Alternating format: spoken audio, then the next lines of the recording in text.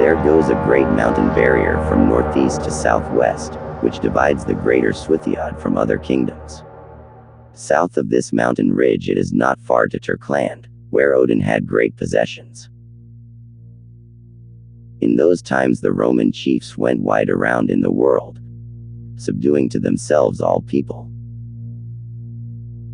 And on this account many chiefs fled from their domains. But Odin, having foreknowledge and magic sight, knew that his posterity would come to settle and dwell in the northern half of the world. He therefore set his brothers Ve and Vilja over Asgard. And he himself, with all the gods and a great many other people, wandered out, first westward to Gardarike, and then south to Saxland. He had many sons, and after having subdued an extensive kingdom in Saxland, he set his sons to rule the country.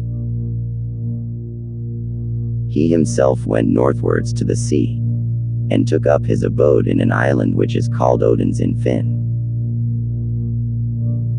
Then he sent Gefn across the Sound to the north to discover new countries. And she came to King Gilv, who gave her a plowgate of land. Then she went to Jotunheim, and bore 4 sons to a giant, and transformed them into a yoke of oxen. She yoked them to a plow, and broke out the land into the ocean right opposite to Odin's.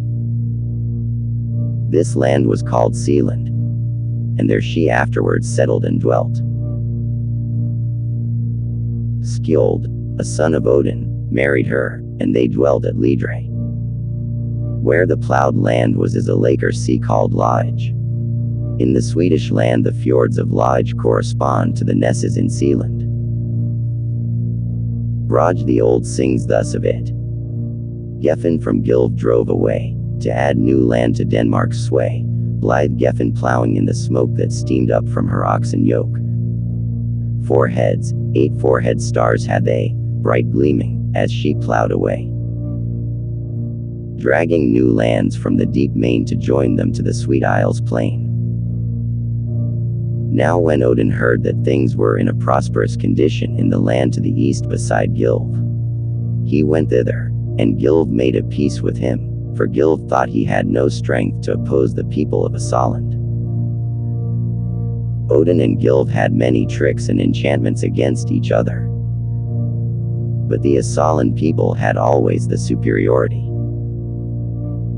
Odin took up his residence at the Malar Lake, at the place now called Old Sigtun. There he erected a large temple, where there were sacrifices according to the customs of the Asaland people. He appropriated to himself the whole of that district, and called it Sigtun. To the temple priests he gave also domains.